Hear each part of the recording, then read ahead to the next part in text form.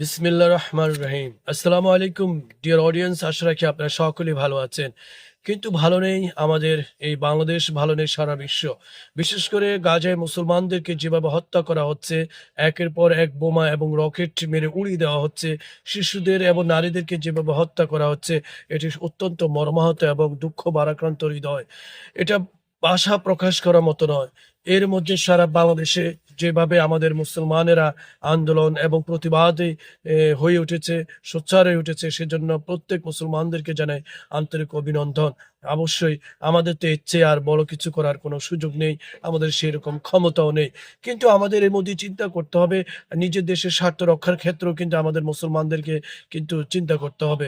নচেৎ এমন কোনো সমস্যা আমাদের সামনে চলে আসবে, অথবা এটাকে ব্যবহার করে আমাদের শত্রুপক্ষ যারা আছে তারা কিন্তু আমাদের দেশের স্বার্থ রক্ষার পিছনে কিন্তু কাজে লাগিয়ে পড়বে। এর ফলে আমাদের ক্ষতিগ্রস্ত হবে আমাদের দেশ। বিশেষ করে আমাদের দেশে একটা বিনির্মিত হচ্ছে।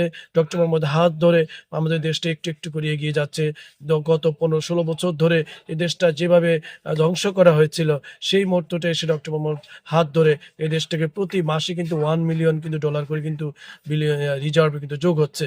আপনাদেরকে এই সময় একটু সোচ্চার থাকতে হবে, সচেতন হতে হবে। বিশেষ করে আমেরিকার দূতাবাসে আপনারা যান, প্রতিবাদ জানান, কিন্তু তাদের পতাকা পুড়িয়ে দেওয়া, ডোনাল্ড ট্রাম্পের ছবিতে আপনার বিভিন্নভাবে খারাপভাবে উপস্থাপন করা, এগুলি করা যাবে না। আপনারা জানেন ডোনাল্ড ট্রাম্প এমন একটা খেপাটে প্রেসিডেন্ট, তিনি কিন্তু তার বন্ধু প্রতিম দেশ বিশেষ করে কানাডা, ভারত ওদেরকেও কিন্তু ছাড়েনি। তার নিজের স্বার্থ রক্ষার জন্য সে কিন্তু আপনার জানেন যে শুল্ক আরোপ ট্যারিফ কিন্তু বসিয়ে দিয়েছে। যার ফলে সেখানে বাণিজ্য যুদ্ধ শুরু হয়ে গেছে। এটার ফলে কি হচ্ছে? আপনার মিলিয়ন, মিলিয়ন, ট্রিলিয়ন ডলার কিন্তু দরপতন হয়ে যাচ্ছে এবং ব্যবসা আ অনেক, অনেক বেশি হুমকির মুখে পড়ে যাবে। ডোনাল্ড ট্রাম্প কখন কোনটা হুট করে বসে ভাই, এটা বলা যাওয়া খুব মুশকিল। সে কিন্তু কোনো আপন-পর বন্ধু, হ্যাঁ? এগুলো কিন্তু কিছুই ভাববে না। তার মাথায় যদি একবার ঢুকিয়ে দেওয়া হয়, দেখেন বাংলাদেশ থেকে কিন্তু মৌলবাদী বা হুজুররা, হ্যাঁ? তারা কিন্তু আপনার পতাকা পুড়িয়ে দিয়েছে, আপনাকে অপমান করছে, জুতা মারা হচ্ছে, ঝাড়ু মারতেছে, হ্যাঁ? আপনার চেহারা পুড়িয়ে দিচ্ছে। তাইলে কিন্তু ভাই বীভৎস অবস্থায় দাঁড়িয়ে যাবে। এগুলো কিন্তু করা যাবে না। নিজেদেরকে নিজে ক্ষতিগ্রস্ত করা যাবে। প্রতিবাদ করুন, সোচ্চার হন। কিন্তু ছবি বা আমেরিকা দূতাবাস বা যেকোনো দূতাবাসে কিন্তু আক্রমণ বা হামলা করা যাবে না। এটা কিন্তু আপনার শত্রুপক্ষরা কিন্তু এটাকে অন্যভাবে কাজে লাগাবে। আ আ আ আমার কথাগুলো আপনারা ব্যথিত হবেন না। একবার শুধু হৃদয় দিয়ে বুঝুন যে আপনার আমার কি করার আছে? আপনার আমার কতটুকু বা সাধ্য আছে? কত বড়, বড় মুসলিম রাষ্ট্র আছে, হ্যাঁ? তাদের এ তা তারা তাদের তারা তাদের মতো করে বই প্রকাশ করছে বা করছে না, তাদের ব্যক্তিগত ব্যাপার। কিন্তু আমরা তো একদম মনে করেন মানচিত্রহীন একটা মুসলিম রাষ্ট্র। আমরা যেটুকু করছি আলহামদুলিল্লাহ। আমরা এর থেকে আরো বেশি প্রতিবাদ করব। আমরা অন্যভাবে প্রতিবাদে ভাষা জানাবো। আমরা তাদের পণ্য বর্জন করতে পারি।